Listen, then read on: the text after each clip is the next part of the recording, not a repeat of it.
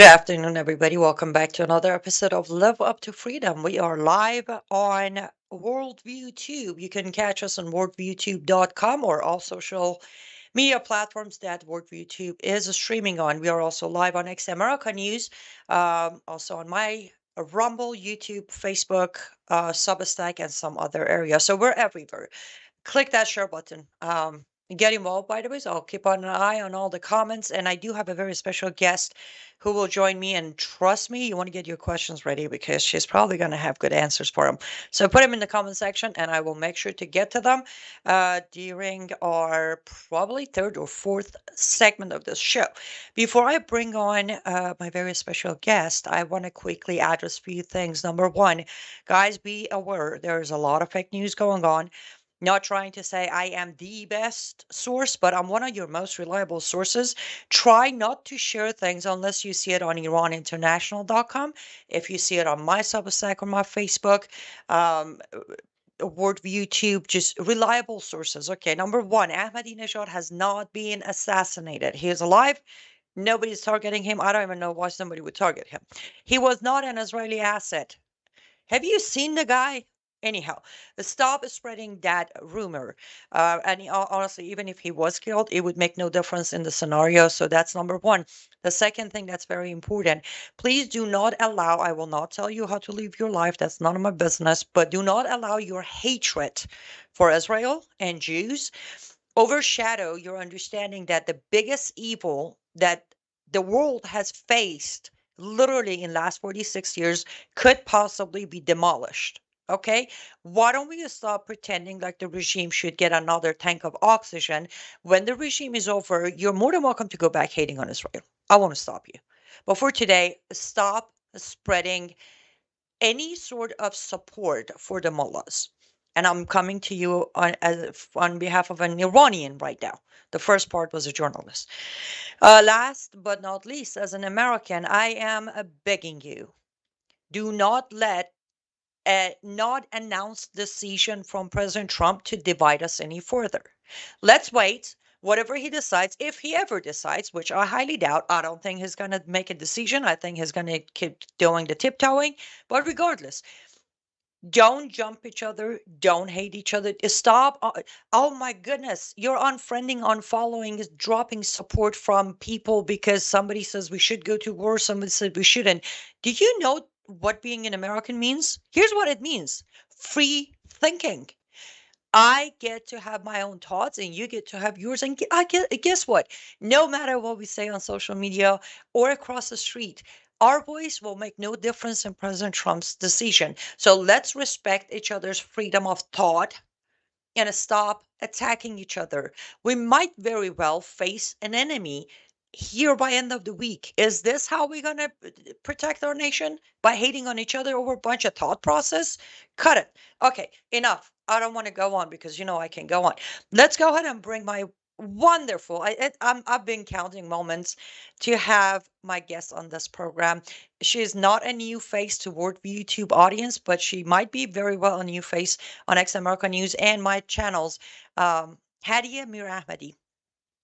She has a great story that I will let her tell you, but she is a sister in Christ and also a fellow Iranian by heritage. She was born here in America, but her parents are from Iran, who I believe somewhat escaped one way or another, escaped Iran.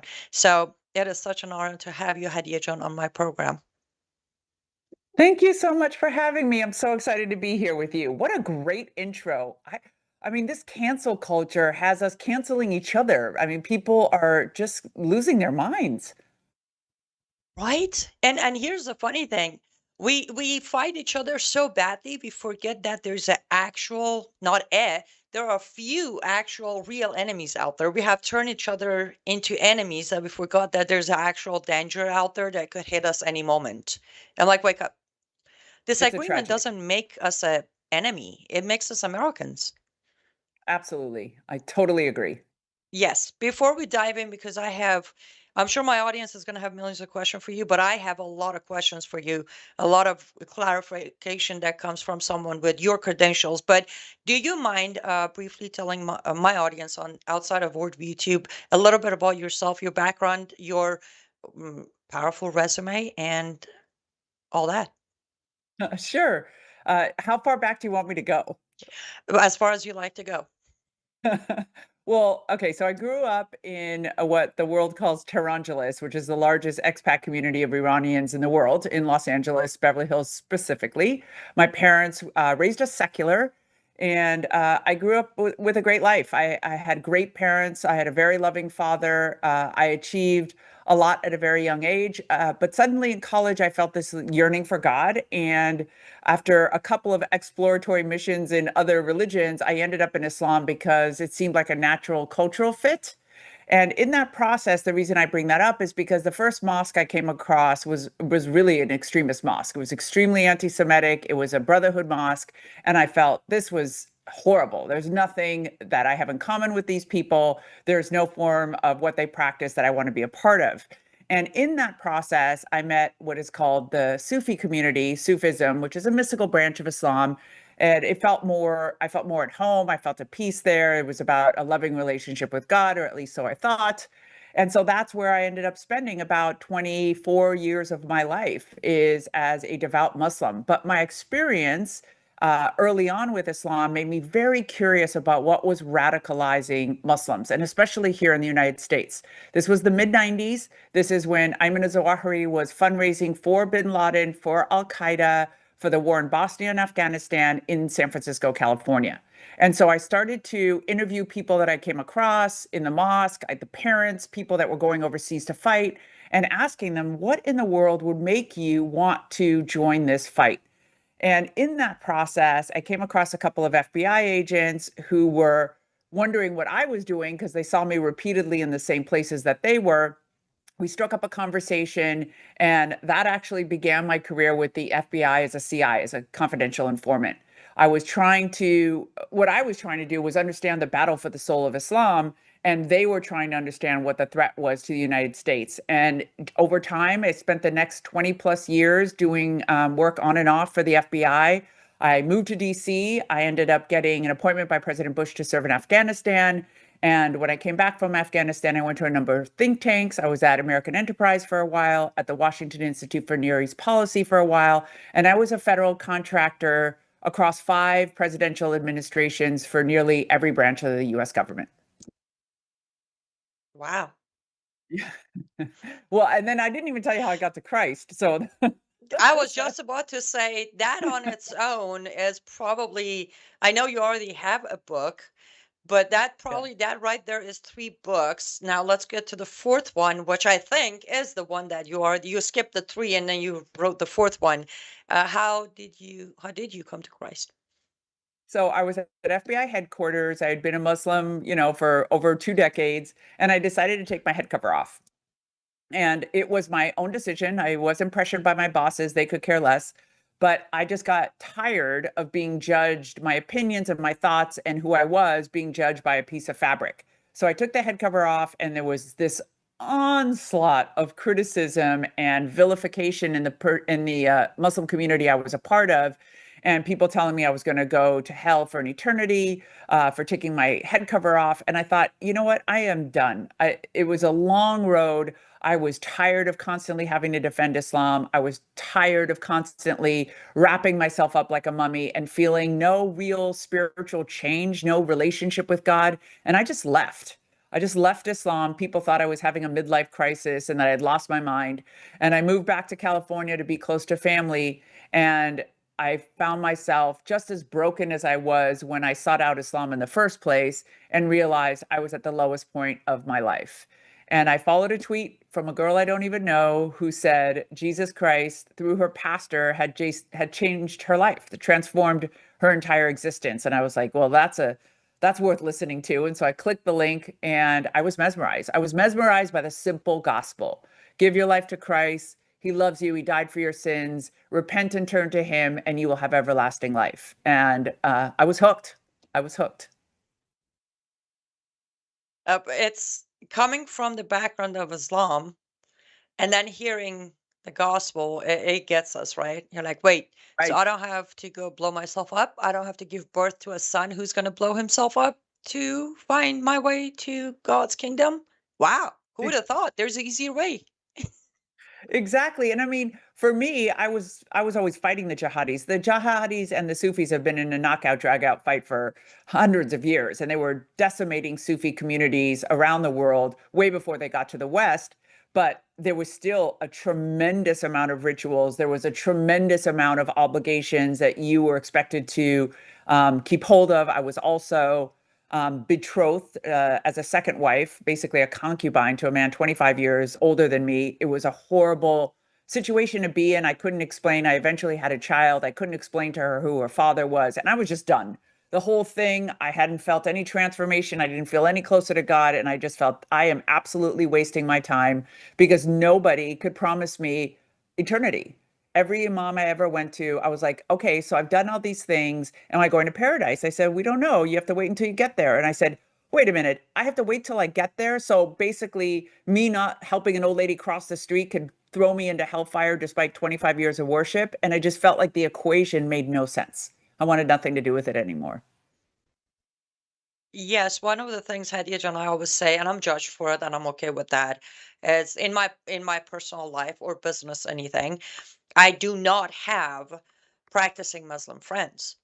And it's not because they're Muslim, it's because they don't have enough logic to come to conclusion you did. So, and I'm a very logical person. I can't have friends who lack logic.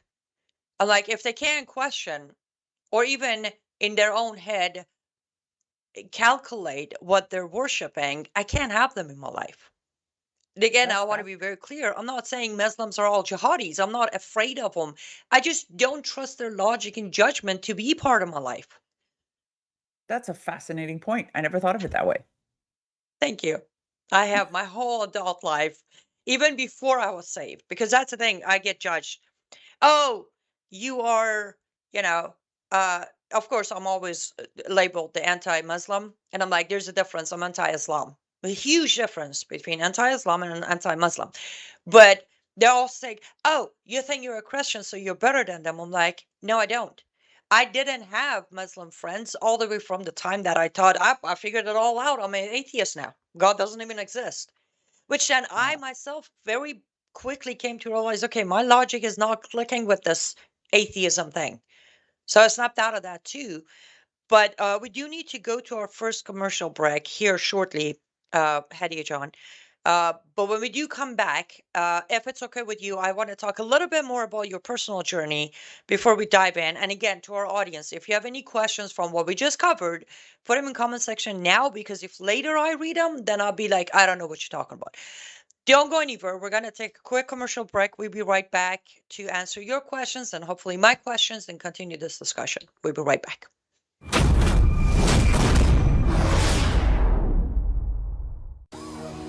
Well, hello everybody. It's Annie Cyrus. Welcome to my art studio where all the magic happens. This is the station for painting, and that is the station for all the resin art I do. If you want to check out my art, all you gotta do is go to lutfstudio.com.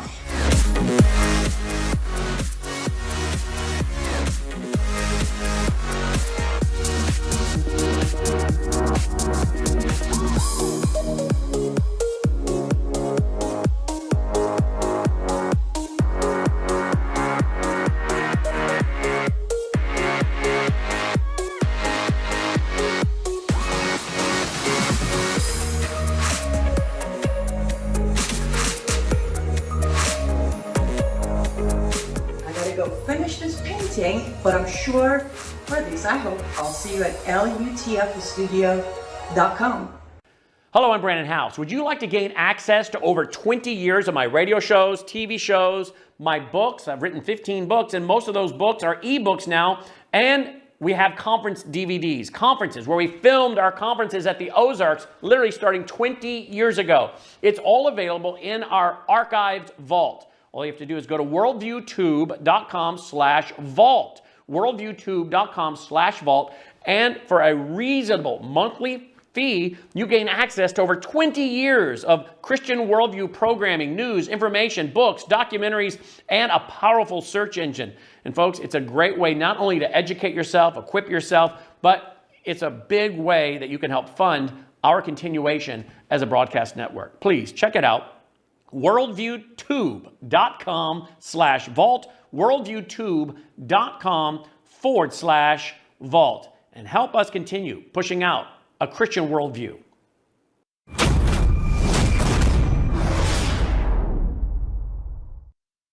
Welcome back to Live Up to Freedom. Thank you so much for staying with us until now. Two call to actions, worldviewtube.com, and to Brandon says if you want to have access to 20 years of his content, here's what you need to do. All of that content is evergreen. Some of his books that are earlier, you might think like, oh, you read it and you're like, wait, are you sure you didn't read this yesterday? It is so relevant to today's topic. What do we say in English? Way ahead of its time. So this isn't just like a bunch of interviews that might be dated. His collection of information is literally, honestly, I would say right now it's the most needed to read. So check it out. Also, lutfstudio.com, my artist studio, that is literally, as of right now, my artist studio and my Substack are my only two sources of income. And trust me, bills are piling up, especially for last week. Around the clock translation, I calculated, I have translated over 8,000 words in last 3 days. So give me a hand over here. Either become a paid subscriber on my Substack, which is liveuptofreedom.substack.com, or head over to my artist studio. Every piece is made by myself with my hands, either resin art, diamond painting, or acrylic painting. And every product is US made. So you know that you're not funding any of enemies or our own demise if you purchase from my artist studio. Okay, enough of me and my artist studio and asking for help. Let's go ahead and bring back Hedieh, our very wonderful guest on. Hedieh John, if you don't mind, and my audience is very used to it, I can ask a question and you're always more than welcome to say skip next. You don't have to answer. You are more than welcome to say that. But I do, if you're okay with it, I would like for you to open a little bit more on what you mentioned about being a second wife and all that. Not necessarily about the scenario or what you went through, the ideology behind what went to convince you that this was a great move, or this was maybe pleasing to the faith part of things, whatever that got you to do it. Yeah, I went through a couple years of therapy, very intense therapy, and quite frankly, my therapist was like, "You seem a little too smart to have done that. To why? Why did you do it?" And I don't know how to explain it. I was 24 years old and I was very broken in the sense that I had achieved a lot professionally, in terms of my studies, and I had a really good family, but I just felt really broken inside. I was very promiscuous when I was young. I abused alcohol, and I just felt like I needed a sense of belonging and discipline in my life. And so it was a close associate of mine, I don't want to say who, presented this opportunity. And at first, I thought they were absolutely crazy. I said, "Are you kidding me? Like, why in the world would I do that?" And over time, it took about a month that they just kept convincing me, this will bring you a reputation, you'll be protected, there's going to be somebody looking out for you, you've never been able to have a successful relationship, you're too strong to be a first wife, no man can handle your obstinance and your point of view. At least this way, you'll be left on your own to do the things you want to do and yet still have that covering. I mean, I don't know. I guess it was just believing and trusting this person that was convincing me of this, but also not knowing enough about Islam, that believing what they were telling me, that this is a right thing to do, that this is legal, this is right in Islam, and you're not doing anything wrong. And quite frankly, once I'd made the decision that I would do this, it was the relationship, my community, even my professional career, everything got merged into one. And so I didn't think twice about it past that until the last 5 years or so. When my daughter was growing up, I was exhausted from the devotion that Islam was demanding of me and getting nowhere. And then I took the head cover off, and then it just all unraveled. It was It was very strange. I cannot explain it. I look back on it now. The Lord tells me it's very similar to Joseph. You get thrown in a well, and then you have all of these miraculous experiences. You meet a king. I've met many kings. You have all these amazing experiences, and then you use them to go back and save your people. So the Lord told me early on, I want you to go and get my sons and daughters back. And I didn't understand that at first. And then I realized I was part of a community that it was made up of about 30–40% converts, American, European girls and boys that had converted to Islam. And so I'm very outspoken now about the dangers of Islam, counseling families, discipling young, formerly Muslim believers now in Christ. And that's what I dedicate my ministry to, is supporting people that are trying to leave Islam and trying to prevent them from going into Islam. That's wonderful. That is wonderful. And yes, sometimes it doesn't matter how rational or logical we are. Me and you, and I would say by God's grace, we are safe now. But before committing our lives to Christ, we all have been through that moment of we want to belong. And I'm sure I can make a long list of things that later I looked back, I'm like, what makes you do that? Or what makes you think that was a great idea?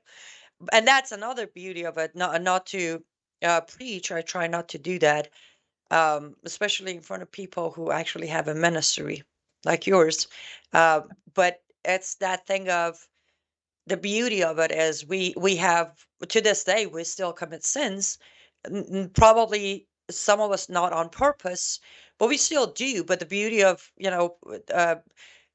you come to Christ and you devote your heart, soul, and body to Christ, and that's all there is to it.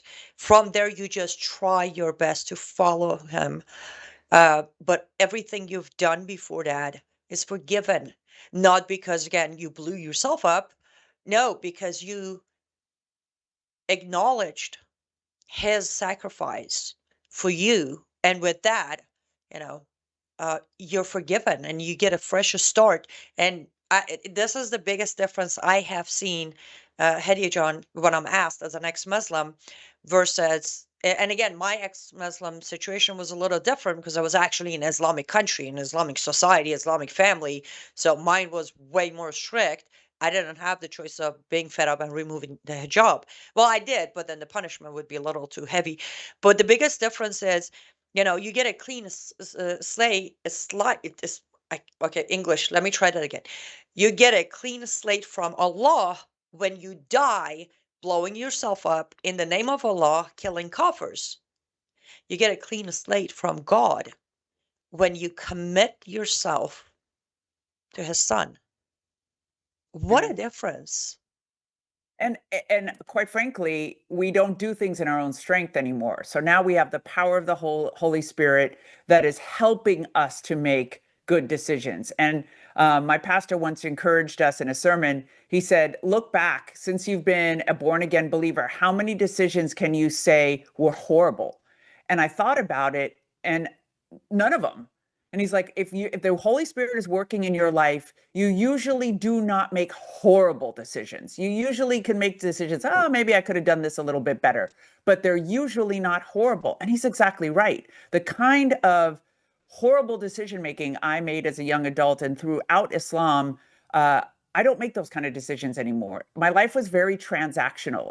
I did a cost benefit analysis. I wasn't very emotional. So I was doing things based on what I was getting out of them. And that is no way to live a life, because honestly, you make the wrong calculation all the time. And so it's really been the power of the Holy Spirit that has transformed not only the way I live, but the way I think and the way I feel about other people. Compassion, empathy, fruit of the Spirit, I did not have. I mean, people tell me, oh, you're so kind. And I really giggle, because that's the last word anybody would use to describe me when I was a Muslim. Yes, definitely. The discernment is. I recently went through a situation in my life where I want to say for first time. Now, I was saved in 2017, so I still consider myself a, newbie. But Me I too. think the recently what I experienced was the first time that I sat when it was all done and over with, I sat on my couch and I looked up to my ceiling and I'm like, thank you, Lord. You just proved me wrong and showed me that the discernment you have given me is so accurate. All I had to do was go quiet and listen instead of trying to talk over you. That's all I had to do. Just sit Amen. down quietly and hear him, and boom, he literally puts it right in front of you. But with few minutes we have left on this segment, just to clarify, you were officially the second wife of this person, correct? So what As does of officially mean? Because, that's not legal in the United States. that's thank you. You just read my mind. So by religious Islamic marriage, you were the second wife, but by the law of the land, you were not a wife, I was registered not. wife. Okay. No. Okay. But the reason I'm asking this, I'm not trying to dig too deep into your personal life, is that every time on camera or on a stage or on writing, I tell people they do what they do and they don't care if it's counted legal or illegal in America. I get a, oh, stop. You're so paranoid. So thank you for giving a live example of how they do what they do, and they prefer their own Sharia formatting over our legal system, because that's what Oh, they did, correct? absolutely. Yes, and I mean, my complaint for cities like Epic City is not only is it contrary to, the Islamic Center of Plano, Texas, that everyone's fighting, that hopefully will be stopped because there was it was like a Ponzi scheme. They were stealing money to build the plots and they never got permits and all these other things. But there's so many Sharia enclaves all over the United States already. Let's not even talk about how bad it is in Europe. And the greatest consequences on the women. You lose your inheritance rights, just based on contracts and agreements that you could have in your nikah, in the wedding ceremony. You can give away property rights, inheritance rights, legal rights to your children. It's a horrible system when a woman submits themselves to Sharia. And then when you want to come out, it's devastating. For me, I can't go into too much detail. I have a non-disclosure agreement, but I happen to have significant business ties with this family, and so the settlement was a business settlement. It wasn't a marriage settlement, and so I got lucky.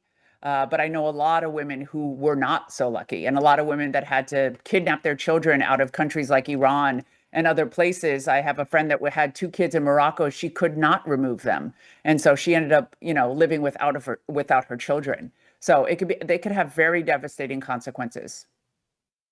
Yes, and since you brought up the Epic City, I highly doubt they will stop them. And especially right now with what's happening in Middle East between Iran and Israel, all the cameras shifted from them, including myself, guilty as charged. I was on top of it, reporting on what's happening and all that, but my focus is over here, which it's reasonable. But I highly doubt they would have stopped places like Epic City. Number one, they don't want the backlash. Number two, unfortunately, a lot of our politicians, which on the next segment is where we're going to go with, a lot of our politicians from local, state, or federal, they have found this comfort zone of, I'll watch them, but I won't get on their bad list. So they have found that middle ground, which they think is a middle ground, but in reality, it's full on 100% sacrificing themselves and their people and their zip code.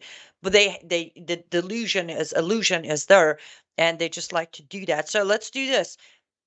Let's head over to our second ad break, hear from our sponsors. And again, guys, what you hear in these ad breaks is what this network is running on. So if there's a product that you're in need of or you can afford to have, immediately jump on it, make a purchase so we can continue doing what we're doing. Don't go anywhere. We're going to be right back.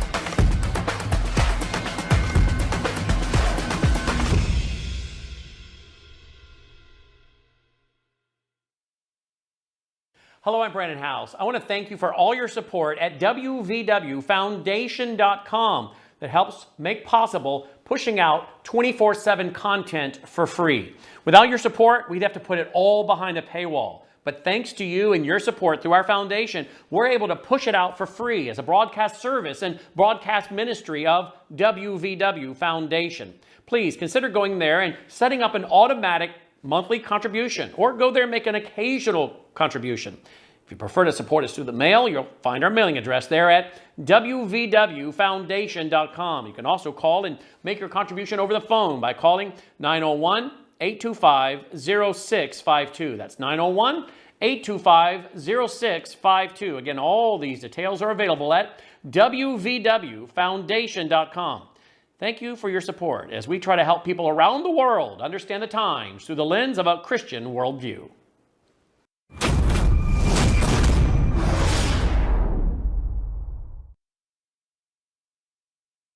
Thank you so much for staying with us until now. And do you guys know why CARE, Council for American Islamic Relations, have made such impact for Muslim society? I'll tell you why. Because IRS has never gone after them with all the evidence. By the way, if you want to see the evidence, I put an expose on my Substack. Yes, it is behind paywall. As I said, I got to pay the bills. It is 27 pages, more than 6,000 words, breaking it down with the receipt and the links, evidence of every single time there was and is proof against Council for American Islamic Relations as terrorist group, ties to terrorism, funding terrorism, breaking the law, all that list. But IRS never went after them. To this day, they still hold their 501c3, which is wonderful. Now, on top of that, they keep doing these lawsuits and paying their lawyers who are not actually lawyers and never passed the bar, because Muslims are non-stop donating and then doing the write-off. Can you imagine if every person who's staring at their monitor one way or another, a phone, device, computer, or smart TV, would go to WVWFoundation.com and make a donation right now? Imagine what those of us over here in Worldview YouTube could have done. Wow. What a concept. So do it. WVW, and Brandon made sure to pick the first three alphabet of this accent not pronouncing correctly, so you know what I'm saying. WVWFoundation.com. Make a tax-deductible donation. Let Brandon have the ability to keep on giving platforms to people like myself and my wonderful guest, Hedieh. Now it's balls on your court. Do what you need to do. Hedieh, John, let's dive into. I can talk to you and I can keep asking questions for probably another 6 days, but we don't have 6 days. So let's dive right in. And I'm not going to expand this too much far because I want to stay focused on what's happening in Middle East, Israel, and Iran. So I'm going to narrow it down to this. Reporting on everything today has been very curious, for lack of a better term. First thing in the day, a video of Khamenei came out, second release of Khamenei, sitting there saying, who said surrender, who said negotiation, we're not negotiating, we're not surrendering, we're going to finish it. Then a video came out from Netanyahu saying, we got this under control, and by name thanking President Trump for backing Israel and its military. And then a video of Trump came out saying Iran called and they want to come to White House and negotiate. There is no way all three could be true because they're way too all over the map. Let's just start with Trump. And I don't mean Trump as an individual. I mean Trump administration. With your involvement, because I know you gave us a brief version of your resume, but I know you've been in rooms where decisions have been made. So from your professional side of things, what do you think is going on in our administration that has delayed a simple statement, not a decision, but a single statement for the American people in last 6 days? First of all, I think there's a tremendous amount of infighting, which we've seen.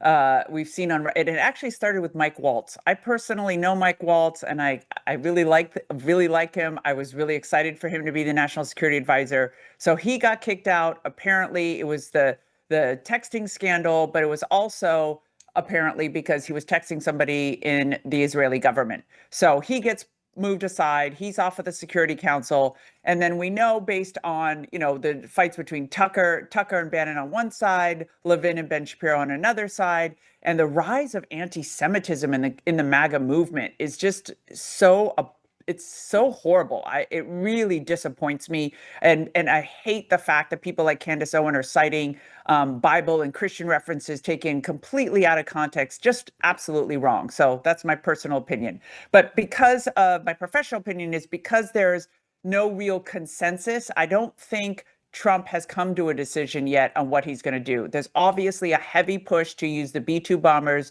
to drop the bunker busters to finish the last, nuclear site that the Israelis don't have the capabilities to handle. But then there's all the people on the other side who think that's going to drag us into another 20-year war. And so I think there's just there's no consensus. There's no consensus strong enough. And most importantly is that our government will never telegraph, like they won't tell what they're going to do before they do it.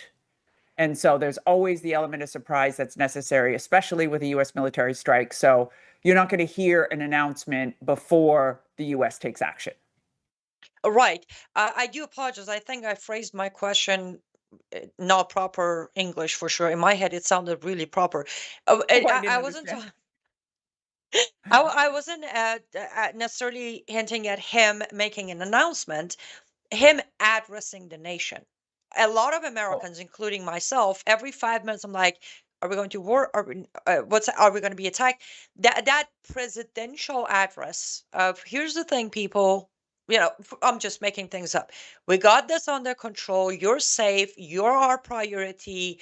We're working things out. Just the presidential address to a nation that is watching history being made in Middle East, not knowing how much it's going to affect them here. That's more of what I was referring to.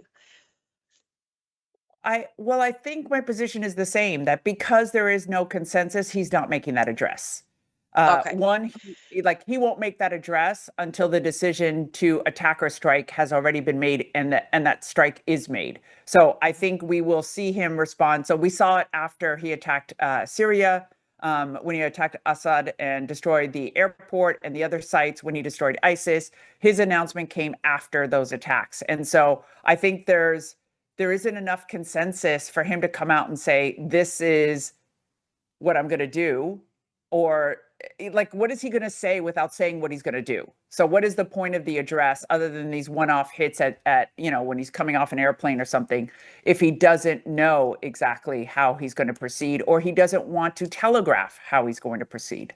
hmm Well, I would say, in my point of view, it would have made me, as an American, it would have made me very happy if I would just have him address us directly as citizens, saying, "Here are what's on the table." Because he's hinted at him constantly on a Truth Social or X or just a random answer.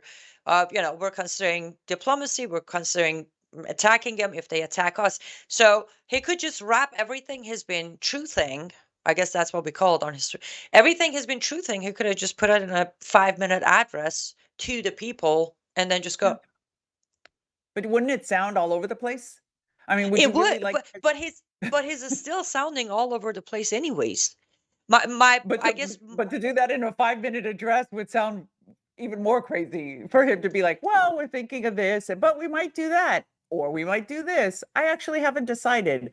I don't think it's very presidential to come out and say, I don't know what I'm going to do.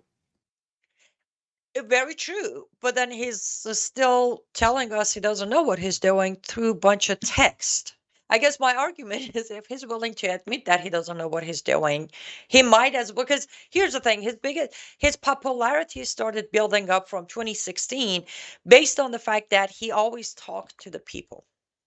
He Yeah. always came to us. I personally feel like I don't know this Trump. Who is this guy? Because he always, no matter what, even when he posted Truth or X, it once in a while it was addressing us, the people. I feel like, now, I'm not necessarily criticizing him on this aspect. I have other criticism of his behavior lately about this situation. But when I hear from other people, either messaging, calling, texting, sending emails, Americans are feeling left out. hearing secondhand news or hearing from his friends what he's thinking. So I feel like if he could close that gap one way or another, again, if he doesn't want to come to cameras, he can just, address the nation, just give him that security. The MAGA movement MAGA club is apparently falling apart. They're attacking each other because they're just guessing right now. Well, our And embassy, one hint you could take is that the embassy's closed until Friday. So I presume we will see that announcement by Friday. So they We didn't will. close the embassy indefinitely. The fact that we're only closing till Friday indicates to me that there's a decision that will be made by Friday and announced. Okay. So now with that, just your professional opinion, with all the experience you have of Middle East, added with your own experience of life within Islam, your study, your research, what do you think, either Friday or today, would be the best possible decision from administration of Trump for the American people? Okay, I guess I'm choosing a side here. Please do. I I think it's in our strategic and national interest to make a targeted strike against what's it called, Napan? I know it's an Americanization of the word, but do you know what the Iranians call the place where the remaining nuclear site is? Fardu. Fardu? Fardu. Yes. I think that a targeted strike against Fardu with the B-2 bomber, no boots on the ground, no prolonged retracted war, just bombing that site is in our interest to do that. It doesn't make sense to have Israel go through all of this trouble to take out so many of the nuclear sites, to take out so many members of the IRGC, and then leave this one ginormous monster in the middle of the country. That just doesn't make any sense. And I just don't understand why the people who are anti-war don't understand that we could just do one military strike and be done. I think I don't necessarily agree with this thought, but I think the thought of, if we do what you just said, it could create trouble for us, is the idea of their sleeper cells activated here in America and us facing terrorist or jihadist. That's And always then the case. They've always been doing that. I mean, we're always facing a terrorist threat. They're happening almost every month now since January. So I really don't think that we are incapable of handling that. I think that the nuclear threat is a great enough threat that it's worth that risk. And I think with Kash Patel and Dan Bongino at the FBI, you could bet they're on top of this. Actually, a girlfriend of mine sent me a picture of an ICE raid at the Persian market up the street from us. And she was all up in arms. And she was like, I thought we were targeting the Latinos. And I said, well, no, wait a second. We're at war with Iran. So we're going to be going after the Persian markets too, in case there are any sleeper cells, or in case there's Iranians that have come over across the border, or Iranian sympathizers. So I think we are on top of that game. And I think it's worth the risk. I do not, and we talked about this on the show we did with Brandon, I don't like the US and regime change. We're so bad at it. We do, and based on the relationships that I saw 20 years ago in the lead up to Iraq, the US State Department loves Mujahideen Khalq. I don't know what they call themselves today, but MEK. And I'm terrified that that's what their idea of regime change is going to be, is putting the MEK in power. So I don't want us to be in the business of regime change. We always pick the wrong horse. And so just a targeted strike and get out and leave this up to the Iranian people to decide what the next administration would look like for them.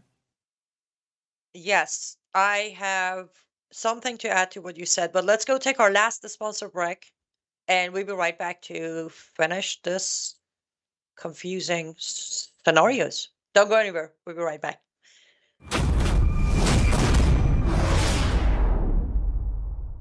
Hello, I'm Brandon House, and I want to tell you about Numi. This is a swish. You just take 2 capfuls, swish it around your mouth for 3 to 4 minutes, and you're absorbing, according to the studies, glutathione. Now, you don't need to take my word for it. There are over 162,000 studies on PubMed on the power of glutathione.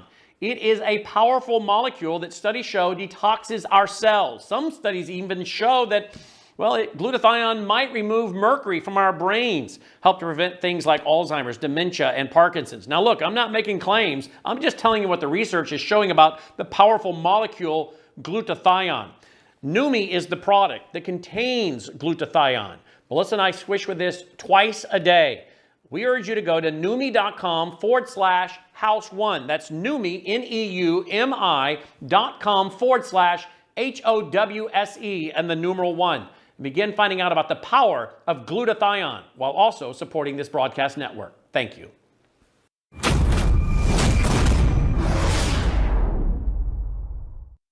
Welcome back to Live Up to Freedom. Thank you so much for staying with us until now. I just received confirmed breaking news that Islamic Republic of Iran's security forces are sending text messages to members of armed forces with warning of possible explosion of your cell phones on red alert. Do not use and contact 995 for further instructions. So I think what the Israelis were saying that could happen Thursday night or Friday morning, the armed forces in Iran are thinking that they're going to blow up armed forces members through their cell phones. So just figured since that popped up on my screen, I should share with you. I don't know if that's going to be the case. And what do you think, Hedieh John? You think they're just going to, I mean, I don't know if you've heard, they said Thursday night or Friday morning local time, they're going to do a move that's going to make the pagers look simple. Do you really think they're going to go for their cell phones? I mean, the pager thing was quite a shock, wasn't it? It was, I mean, I think the world was amazed at the technology, at the ability to orchestrate that. So I wouldn't be surprised if they're able to do that through the cell phones. I think it'll be extraordinary. I think Iran has also promised or threatened the United States also with an attack. Have they not? A Absolutely. surprise attack? Yes. Yeah. Yes, they So, have. I mean, based on the campaign against Iraq, and remember all of the lead up about what Saddam was capable of and his chemical weapons and all of the threats that he posed, and the country fell in 3 days. The shock and awe campaign, I think it was 3 days long. So, and then the statue, the iron statue came down. So I think Iran does a lot of saber rattling, but the attacks that Israel has been able to accomplish and controlling the airspace demonstrates that it's just a lot of hot air. I really don't think they're capable of the things that they want the world to believe. Agreed. And that's the thing. Those who have followed my program or writing or reporting for a while, since Masa Amini in uprising during 2022, I have publicly, repeatedly said, do not listen to the regime. If this is planned properly, considering the circumstances that is so far and different from Iraq and Afghanistan, it won't take more than a week or two to topple this regime and free Iran. I have repeatedly said that for now 3 years. And look. I totally agree. And I think I said that on one of the interviews recently, but Hedieh John, I feel like rightfully so, our fellow Americans are projecting a little bit. Like they're not accepting the fact that people of Iran are very different mindset. They're not gonna blow themselves up to kill our soldiers. They're gonna get behind our soldiers. They're gonna show the road to our soldiers. They're gonna use any method possible to help them topple the regime. This is a very unique situation. When we went after Saddam Hussein, 60% of country were still pro-Saddam. When we went into Afghanistan, Afghans to this day, majority is still devout Muslim who say death to America. Exactly. I think the world has often lumped Iran with the Arabs. It's the Arabization of Iran that came from Islam, but it never changed the underlying Persian culture that's existed for 3,000 years. And I mean, I even tell you a funny example. When I first met my husband, who had never met a Persian, I don't think he's ever met an Arab before me either, asked me if my family had camels and if we eat falafel. And I was like, those are Arabs. I'm a Persian. We don't eat falafel. You know, it's just these stereotypes. We eat ghormeh sabzi. Exactly. It's like we're not Arabs. They came and invaded and they ruined our culture. And it's not who the Iranian people are at their core. And we know based on statistics that the mosques are basically empty. Apparently, only 2% of mosques in Iran are being used. So, and then we know that it's the fastest growing church in the world. So I think these confluence of factors tell us that it's time for this regime to change. Again, I don't want America installing a puppet regime. I want them to take out the nuclear sites, destroy the leadership of IRGC, and allow a new leadership to arise. Maybe the rest of the IRGC and the military will defect and allow for a military intervention that will lead to an election and allow candidates to come forward.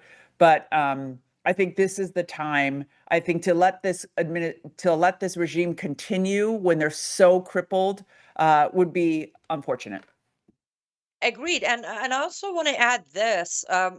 I share the concern of U.S. trying to pick the regime, because that's what they're going to do. They're not going to pick a government. They're going to pick a regime.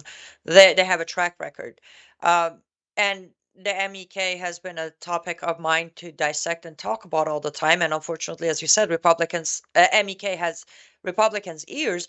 But at the same time, Hedieh John, I feel like last 46 years, no, last 20 years, Iranian people, those who have the, let's say, power right now, the generations that could make decisions, and I don't think they're going to stand for anyone picking a regime for them anymore. Like, they have watched, some were born, some weren't. I was after, a few years after, but we have watched what happened in 79. And to this point, it's no secret anymore. Everybody from Iran to Europe to America, everybody knows this was a color revolution. And I highly doubt Iranian people are going to, when they get that momentum, they're not going to let anyone except themselves pick the next leader of their country. I highly doubt they would allow US to do it. I hope not. You're a little hesitant, huh? You're like, they might trust America. Well, no, it's not that they can trust us. We have an incredible amount of power. We have an incredible amount of power and an incredible amount of resources to throw at this. There's, airplanes full of cash that get deposited. There's people that fly over on secret aircrafts. There's somebody who stands up suddenly and says, I'm the interim leader. And everyone looks around them and says, where'd this guy come from? We did it in every country of the world. And look at Syria. So people were suffering under Bashar al-Assad, but they were suffering so long, they didn't have a popular leader. So Ahmed Ashara, aka Sheikh Jilani, who was a terrorist, is the only one who rose up because he had manpower. He had a militia. He had militias. Yes. And now we have to deal with what that lunatic is going to do in Syria instead of Bashar al-Assad. So the problem with a power vacuum in Iran is we don't know who would fill it, and it's likely that the US and the Europeans are going to have a heavy hand if we don't. I mean, do you know of people in Iran right now, other than we know that Reza Pahlavi, even he said he doesn't want to go back. So do you know of any but that's the thing. Wait, why would you say Reza Pahlavi doesn't want to go back? Because Reza Pahlavi, he announced it. When? I don't know. I saw an interview a couple days ago that says no, that on the recent on the recent video, the most recent, which was yesterday, he said, people rise up, don't worry about the day after the topple. We have a plan. Iran will not be split. Iran will not face civil war, and looking forward to being there with you. He literally said that. That's why I was waiting. I was like, every sample you're giving is, yes, accurate, but Iran, again, the uniqueness is Reza Pahlavi has accepted. And now, by the way, he's been very clear that he doesn't want to go start a monarchy. He doesn't want to be king.